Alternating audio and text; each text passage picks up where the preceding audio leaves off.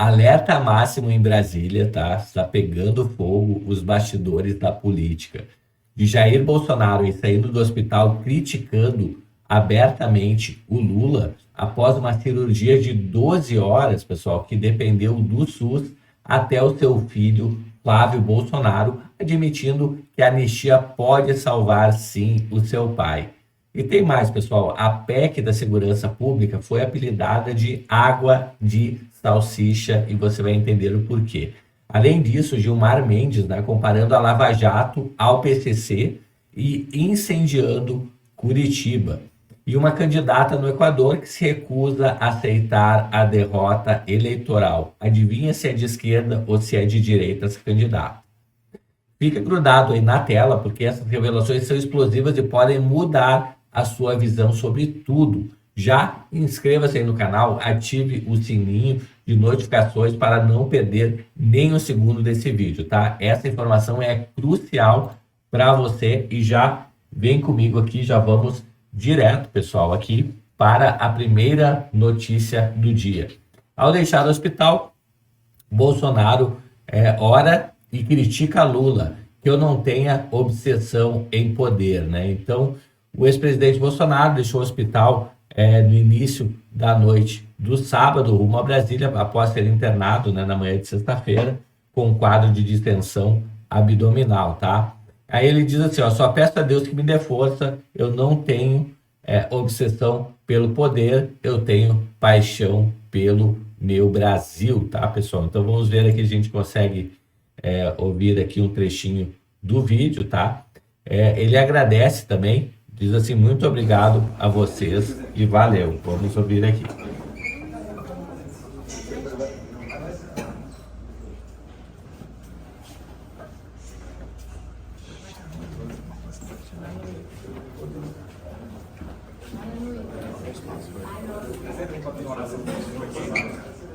Pai nosso, que estás no céu, santificado seja o vosso nome. Venha a nós o vosso reino. Seja feita a vossa vontade, assim na terra como no céu. O pão nosso de cada dia nos dai hoje. Perdoai as nossas ofensas, assim como nós perdoamos a quem nos tem ofendido. Não nos deixeis cair em tentação, mas livrai-nos do mal. Amém. Pessoal, Bolsonaro deixando o hospital. Então, obrigado a todos vocês pelo carinho e pelo atendimento. Sou um ser humano igual outro qualquer. Né? Não há diferença entre nós. Eu só peço a Deus que me dê força, que eu não tenho obsessão pelo poder, eu tenho paixão pelo meu Brasil. Estamos sentindo o que acontece hoje em dia com o país, com esse cara aqui está lá. Foi colocado lá, que não foi por vocês. Né? Mas temos que ter esperança, resiliência, acreditar em Deus acima de tudo, que a gente muda o destino desse país, ok? Muito obrigado a todos vocês. Valeu. Pessoal, Bolsonaro, então, dizendo que ele ama o Brasil e não tem obsessão pelo poder, ao contrário do Lula. Tá aí. Próxima notícia de hoje, né? Vamos pegar aqui o Fantástico, pessoal, de ontem, né? Mostrando que a cirurgia do Bolsonaro durou 12 horas, tá? E que o primeiro socorro do SUS foi fundamental para o sucesso do procedimento. Vamos ouvir aqui um trecho. O ex-presidente Jair Bolsonaro foi submetido a uma cirurgia hoje para liberação de aderências que estavam provocando obstrução intestinal. O procedimento durou 12 horas e, segundo o boletim médico, terminou sem intercorrências.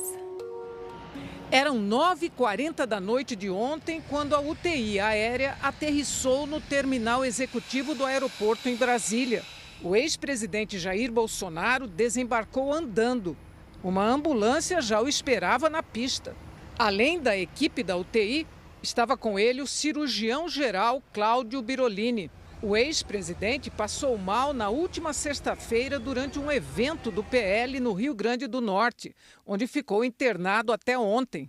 A equipe médica informou que, ao chegar ao hospital em Brasília, o ex-presidente foi submetido a novos exames laboratoriais e de imagens que evidenciaram persistência do quadro de subobstrução intestinal, apesar das medidas iniciais adotadas, e que, de comum acordo, os médicos optaram pelo tratamento cirúrgico. A cirurgia começou por volta das 10 horas da manhã. A suboclusão intestinal é uma obstrução parcial do intestino que impede a passagem normal de gases e fezes. Bolsonaro passou por uma laparotomia exploradora, um procedimento em que o abdômen é aberto para a equipe médica investigar e corrigir lesões, retirando aderências abdominais, que são cicatrizes de cirurgias anteriores. Elas formam dobras e interferem na anatomia do intestino, provocando a obstrução intestinal. A cirurgia acabou agora à noite. A equipe médica só deve explicar com detalhes como foi a cirurgia amanhã, em entrevista marcada para as 9 horas. O hospital divulgou agora há pouco uma nota com as primeiras informações. O ex-presidente da República, Jair Bolsonaro, foi submetido à cirurgia de extensa lise de aderências e reconstrução da parede abdominal. O procedimento de grande porte teve duração de 12 horas, ocorreu sem intercorrências e sem necessidade de transfusão de sangue. A obstrução intestinal era resultante de uma dobra do intestino delgado que dificultava o trânsito intestinal e que foi desfeita durante o procedimento de liberação das aderências.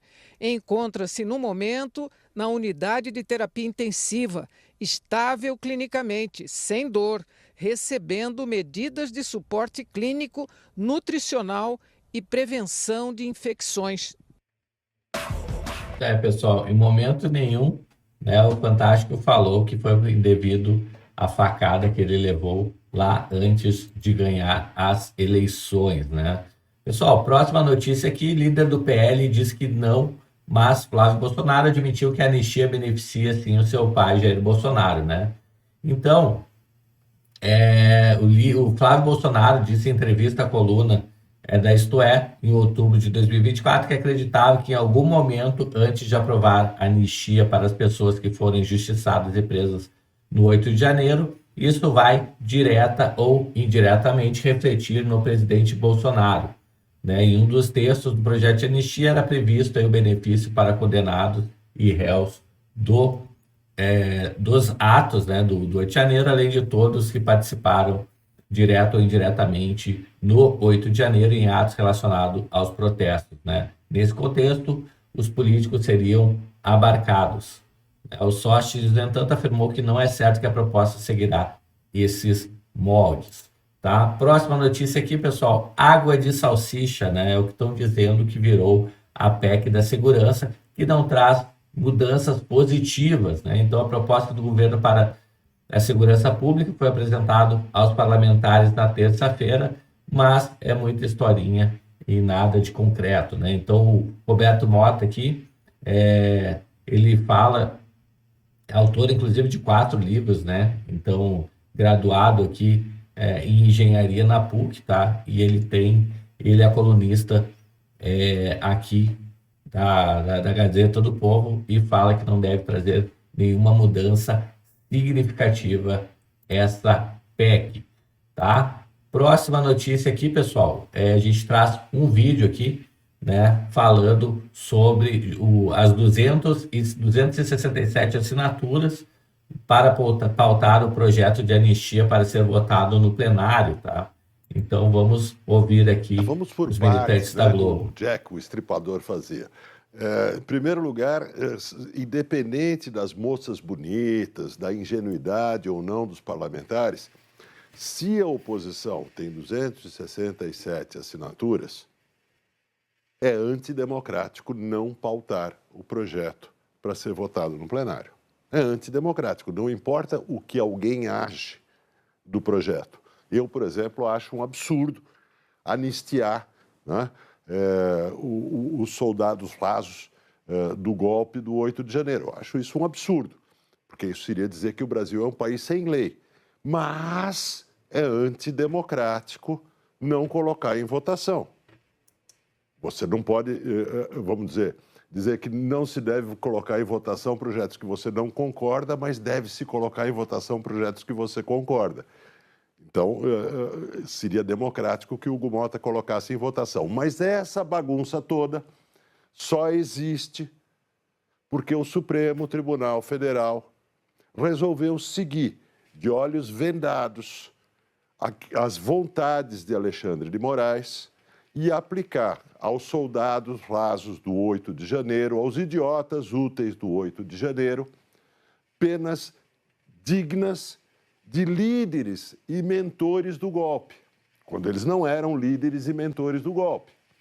Quando o Supremo formou uma maioria em torno do relator, que é Alexandre de Moraes, essa maioria parou de pensar juridicamente e passou a pensar politicamente ao adotar essas sentenças exageradas de 17 anos, 14 anos, utilizando crimes correlatos, tentativa violenta de derrubada das instituições e golpe de Estado, como se fossem dois crimes separados e adicionando as penas de um às penas de outro.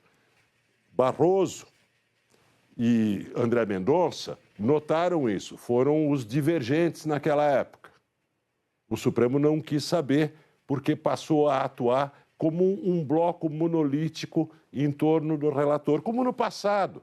Fazia tudo o que Sérgio Moro queria, agora passou a fazer tudo o que Alexandre de Moraes quer. O resultado político disso é que há uma sustentação popular suficiente, não digo majoritária, mas suficiente para o PL pautar um projeto de anistia que, no fundo, busca anistiar Bolsonaro e as lideranças do golpe. Esse é o objetivo final do projeto. O Supremo faria bem se começasse a rever as suas penas, mas o Supremo não quer dar a impressão de que recua. Ele, de novo, age politicamente porque há montanhas de argumentos jurídicos para se dar penas proporcionais aos idiotas úteis do 8 de janeiro. Chamando de idiotas úteis, né, termo que a esquerda usa, né, pessoal, para os militantes da esquerda, né? Bom, vamos lá. Próxima notícia aqui fala de Gilmar Mendes sobre PCC e Lava Jato gera reação em Curitiba. Então, vereador quer cassar título honorário de Gilmar Mendes e tornar o ministro do STF persona não grata na cidade após declarações, tá? Uma fala de Gilmar Mendes, comparando a Lava Jato ao PCC, provocou reação na Câmara de Curitiba, cidade na qual a operação ganhou corpo. Vereador Guilherme Kittler, do Novo, protocolou o projeto de lei para cassar o título de cidadão honorário do ministro do STF e torná-lo persona não grata em Curitiba, né? O movimento ocorre após a declaração de Gilmar Mendes em conferência nos Estados Unidos, falando: fico muito orgulhoso de ter participado desse processo que você chamou de desmanche da Lava Jato, porque era uma organização criminosa. Eles organizaram Curitiba, lamentavelmente, era uma organização criminosa. O que a gente escuta na Operação Spoof, falando que eles tinham que destruir a vida do empresário A, B ou C. A gente pensa que é uma conversa do PCC. Tá aí, pessoal. Então, Gilmar Mendes aí desagradando não só Curitiba, imagino que também o Brasil.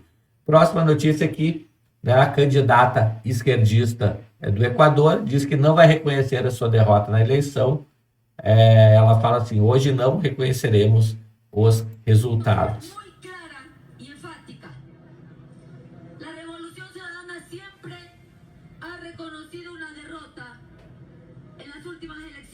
Cuando así lo han demostrado las encuestas, el tracking, las estadísticas. Hoy no reconocemos los resultados. Pessoal, então, né, candidata esquerdista aí do Equador não reconhece a derrota nas urnas. Chegou até aqui no vídeo, se inscreve no canal, habilita o sininho de notificações. Me diz aí o que você acha dessa recuperação do Bolsonaro, né?